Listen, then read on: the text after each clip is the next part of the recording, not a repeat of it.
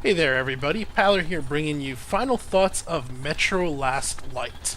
Metro Last Light is a first-person shooter brought out by 4A Games. Came out May of 2013, and it's the direct sequel to Metro 2033. Metro 2033 was a first-person shooter based off the book of the same name. It was the book or the video game adaptation of that book. From what I understand, this does not follow anything in the book itself. It was a story written by the developers in order to continue on after the book had ended, so it's kind of an extended universe type thing or whatever. 4A Games is a Ukrainian publisher, and I bring this up because I believe it plays a lot into one of the big strengths of this game.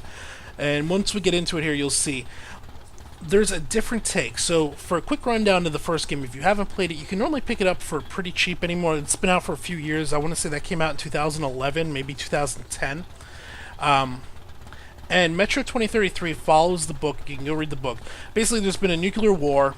Moscow's been nuked. The survivors that live there have all been pushed underground into the metro stations. So the larger metro stations have turned into these towns, with the rails working as kind of roads and everything in between them. The surface of the city is mostly uninhabitable. You can go out there and survive, but you need gas masks and stuff. You can't just live on the surface of the city anymore. Up on the surface, the radiation has mutated a lot of the animals, turning everything very dangerous, very toxic. If the radiation itself doesn't kill you, some of the wildlife will eventually kill you and everything. So that's the premise or the beginning of Metro 2033. This picks up literally like 10 hours after the end of the first game. I'm not going to spoil anything that goes on in that game, but it picks up right there and just continues on. Now, the reason I said that the Ukrainian developers do, the world they've created, like even if you go and look at like the Fallout video games, even Fallout New Vegas, Fallout 3, the older Fallout, the Wasteland games, there's a different feel to them that I don't get out of this game. This game is overwhelmingly, depressingly bleak in some points. Whereas even like the worst times in Fallout, there's kind of a little humor with the Pip-Boy behind it and everything that just keeps things like, no matter what, it's going to work out. You don't really get that feeling here. The only other game I can think of that really does this is the Witcher series. In the Witcher series, you know that sometimes you have to make a choice, and no matter what choice you make, somebody's going to get boned over. And that has a similar feel in this. So I'm going to go ahead, I'm going to cut video here and get into the game itself, and we'll pick up there in a moment. Okay, so here we are now in the game itself. I skipped ahead a very little bit. I cut the loading scene, or the loading screen, because it follows the exact same presentation of Metro 2033. So you play as Artyom, and in Metro 2033, as with this game now, the only time he ever speaks or you hear any of his thoughts or anything is during the loads. Basically, he's got like a little journal. He's chronicling what's going on and what his next objective is. And so you'll get these 2 to 5 sentence paragraphs that he'll read off while playing it out. And those are spoilers to what is going on in the game. So I cut that out. I also cut out just me getting into this room. There's a little bit of some NPC interaction that kind of, not spoiler, but it wasn't worth even ruining a little bit of what you might expect going down the line. The game itself now that we're in, here we are in the metro system. So clearly we're not on the surface, we're down inside the game. And this is where probably I'd say 80% of the game takes place, somewhere in the tunnels underneath the city. There are some times where you end up on the surface, but it's pretty limited and normally short stints, as it is a dangerous area up there. You got gas masks on all the time and everything like that. Now, the best part of this game that I find I just really loved about it was the atmosphere. And a large part of that atmosphere is brought about because of the graphics system that they used. While the individual textures on the game are not all that amazing, they're very adequate. They're better than most, but they're nothing to write home about. The lighting system, the shadows, this fog effect they got going on here and everything is terrific. It's probably one of the 3 best looking games I've played. This, Witcher 2, and Battlefield 4 are all right there together in how good they look. Now, this type of graphics though doesn't extend well outside, and this might, as I go in later on as I explain some more, this might explain somewhat of why they didn't do some things I'm going to bring up. But for this tunnel system, it is just amazing what they pulled off with. We can go ahead and turn this light on and see how it just changes a little bit, and we get this little shadow effect even just right here from the corner of that box. And can I close that box? No, I can't. if that box was closed, it would actually change this shadow, and then when you open it up, it moves it and everything. It's just some really good attention to detail on their lighting and graphics side, or lighting and shadow effects. What they did.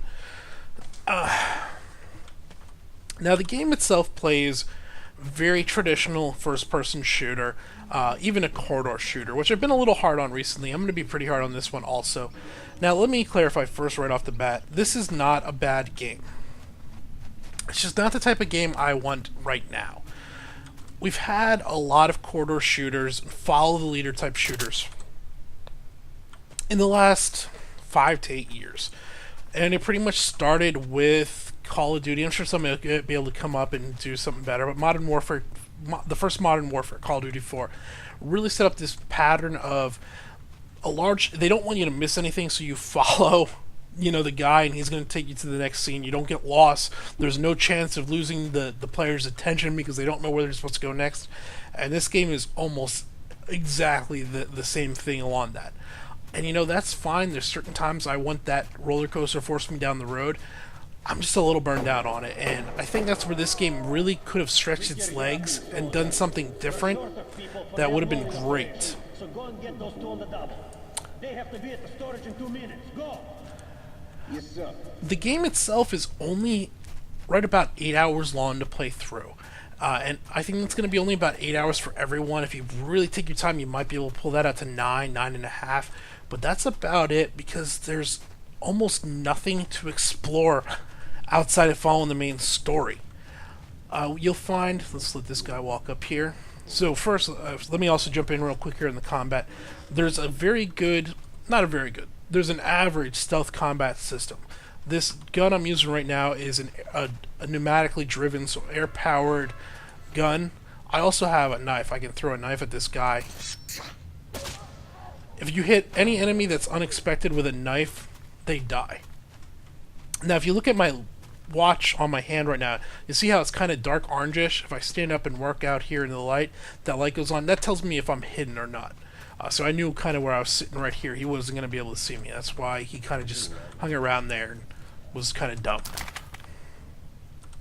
So, where was I going with this? The game itself, the mechanics are all absolutely sustainable.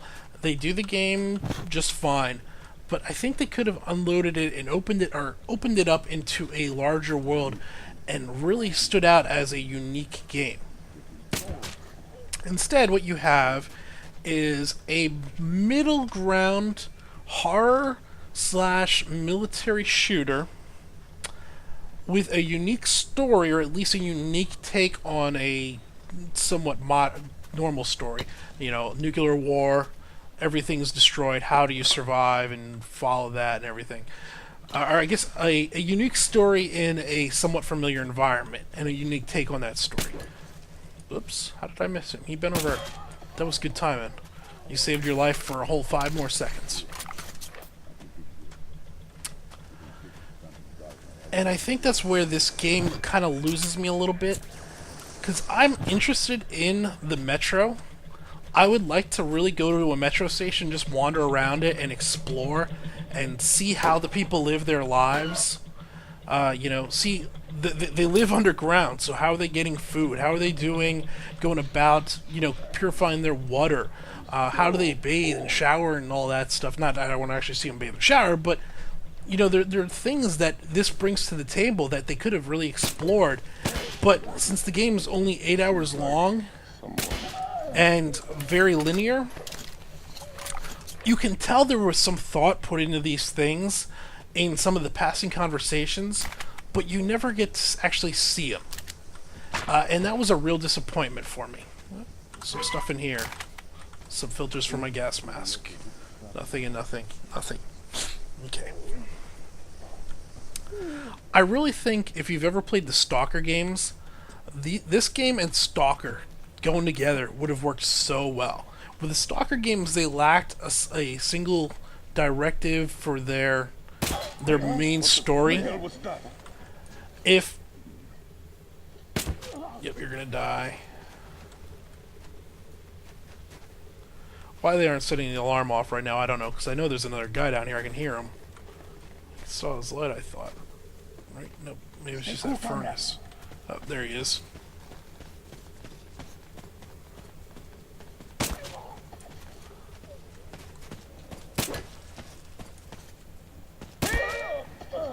Okay.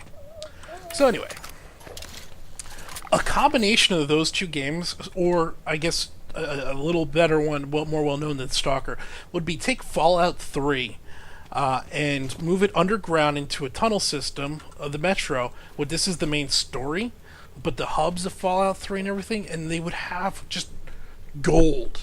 There would be a few games that could compete with it. Now, like I was saying before, this lighting system, this graphics system, probably wouldn't work well for large outdoor environments, so they couldn't just put it into any old open world game, and it wouldn't feel right in just a pure open world game. But they could have done just a little bit more here or there in fleshing out these worlds. They could have added another 4 hours or so of gameplay, and man, they missed out on those chances, and that's probably the most disappointing part of this game. The rest of the game, perfectly enjoyable. No time was I blown out of my mind other than a little bit of this horror scene. So I'm a bit of an arachnophobic. I don't like spiders. I don't go running out of the room when I see spiders, but they're not, I definitely grab the shoe and smash them as soon as I can. And there is this scene, there's these spiders in this game that have taken over parts of the tunnel system, and you gotta go through and you gotta fight them out. And they're very dangerous. They come in on the ceilings, they come in out of little holes in the ground and everything, and their main top sides are completely armored. You can't shoot them. You gotta shine a flashlight on them until they flip over. And that's bad enough, except they used amazing audio. You can hear them skittering in the walls, you can hear their sounds walking if you have a good headset on. It drove me nuts. I was freaking out playing that part of the game. So outside of that part, and that was mostly just because of the type of person I am with spiders, outside of that, there was nothing that I found in the game that was astounding. But the rest of the game is very solid. And that's where the game itself kind of just falls in. Very solid. If you're looking for a decent first-person shooter with a better than average, well, an average story, but a unique take on it that makes it stand out at least a little bit. Heard somebody yelling incendiary. Something's going on.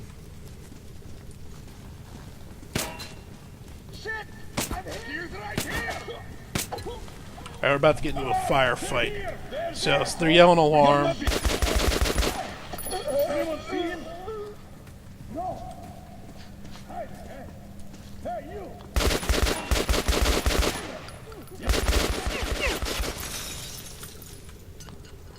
Hit one!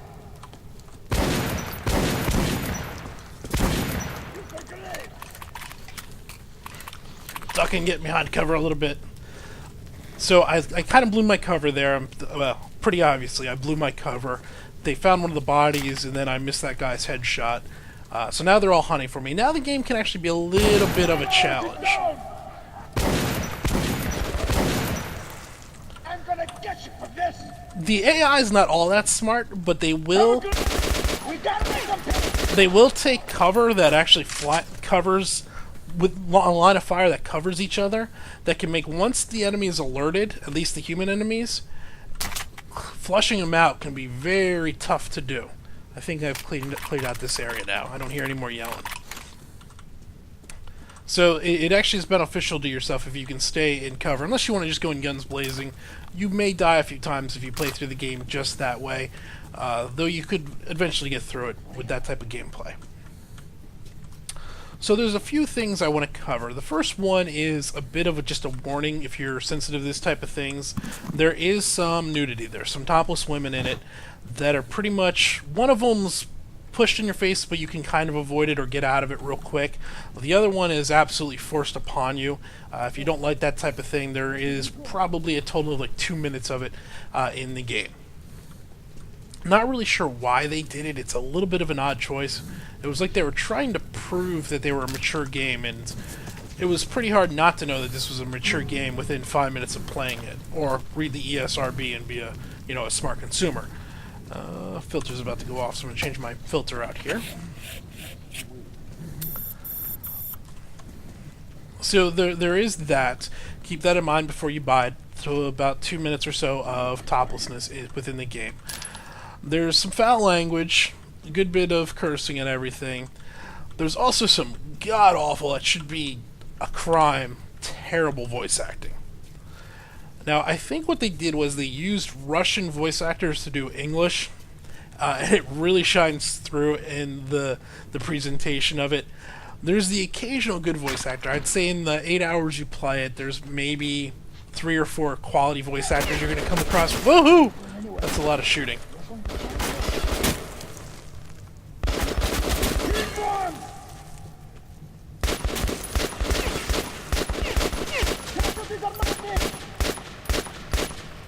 You bastard! I knocked his helmet off, but he's still alive. Oh, there we go. Now he's dead. But, so outside of these 4 or so voice actors, most of them are just so bad that it makes those other 4 stand out and almost seem comic in how they come across. So be ready for some cringeworthy lines. The writing of the lines isn't terrible. It's just the delivery feels very forced. Like they were trying to pretend to be American and do the English type of speaking and all that fun stuff. And it just doesn't fit. And it makes it can really break the lines and make them, instead of serious, seem just humorous. Let's see. So we got that. System-wise, like I said, it is a very, I mean, look at that. That is some amazing lighting. And the fire and everything. It is a bit of a resource hog. Ooh, apparently I can't get through there. I'm lighting myself on fire. How do I get out of here? Can't fire through that, apparently. Be sure you have a pretty good GPU. If you turn the system all the way down, it'll still look average, but you're going to lose out on some of the better stuff. And you just... No, it's not an easy game to run right off the bat. Be prepared for that, which is a negative.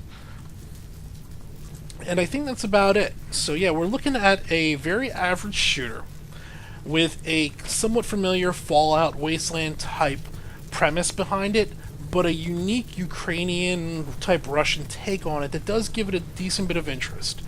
It misses out because it didn't do anything outside to play to its strengths, where it could have really benefited from taking us deeper into this metro world. Instead, you're just kind of on a single track right through it, which I suppose fits for a metro station. You're just following a single track, and that's really so disappointing because it could have been so much better. In the end, I would say if you're looking for a decent first-person shooter with some great graphics, pick this thing up for, say, $20 or so. I wouldn't go much above that, simply because you only have 8 hours of gameplay, and then that's it. There's no multiplayer, there's no bonuses, unless you pay more for DLC, and even then the DLC seems pretty limited to where it might add another 2 hours or so to the gameplay, but you're going to have to pay for those 2 hours. And that's where we kind of sit. So this has been Paolo, this has been Final Thoughts. Thanks for watching. Negotiations with the Order.